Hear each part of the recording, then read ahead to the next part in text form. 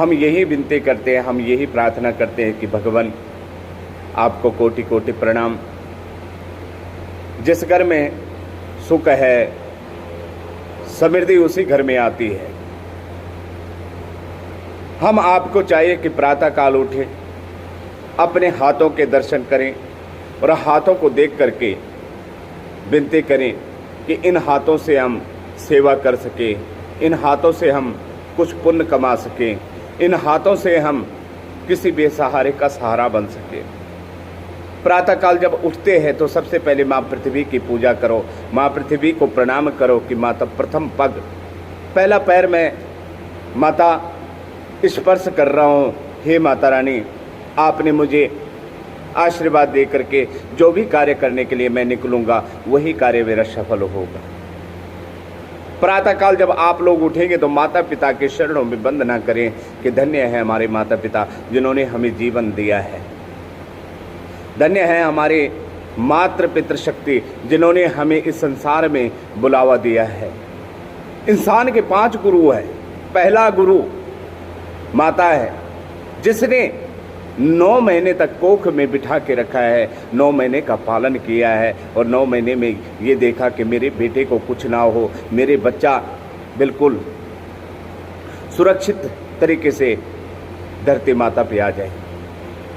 वही बच्चा आज माँ के लिए प्रहार करता है, माँ को बाहर भगा देता है, माँ की जो चरपाई है वो गलियों में जाती है, माँ के लिए वृद्ध आश्रम खोजता है। अरे भाई, यो ऐसा मत करिए जिससे माँ को दुख हो। गणेश भगवान ने जब परिक्रमा की माता पिता की और मयूर नंदन ने मोर पे बैठ करके तीनों लोक की यात्रा प्रारंभ की, लेकिन जीत हासिल में गणेश भगवान की हुई। आप जानते हैं क्यों हुई? क्योंकि सच्चा भक्त और भाव से भजने वाला गणेश भगवान माता पिता को, जिन्होंने कहा कि आपके चरणों में सारे तीर्थ है, आपके चरणों में तो सारे व्रत है, सारे व्रत है, सारे नियम है। अरे मत करो, तुम व्रत ना करो, पाठ ना करो, पूजा ना करो। अगर माता पिता की सेवा करें और माता पिता के दुखों को दूर करें तो समझ लो आपका जीवन यापन होने वाला है। भगवान कृष्ण ने एक ही सीख दी है कि माता यशोदा की जब याद आती है, माता यशोदा की याद कर करके देवी की माँ ने जब भगवान श्री कृष्ण को थाली परोसी, भोजन दिया और भोजन देख करके जब कन्हैया ने मक्खन देखा तो माँ यशोदा की याद आ गई, और जब माँ की याद आई तो आंखों में अश्रुओं की धारा निकलने लगी। इतने में उद्धव ने पूछा, हे कन्हैया, हे कृष्ण, आपको क्या हो गया है? आपका मन इतना उदास क्यों हुआ है? आपके आंखों में ऐसे अश्रु धारा क्यों है? हे भगवान, हमें बताइए।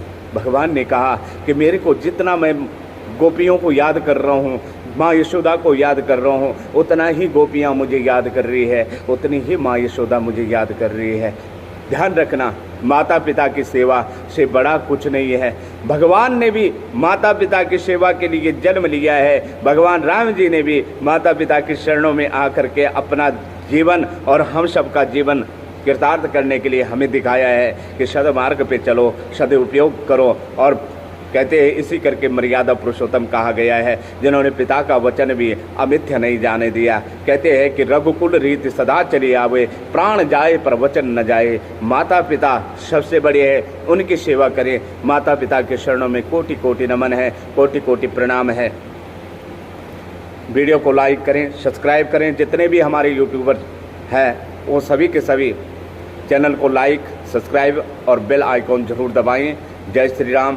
सदा आप सभी का कल्याण होगा।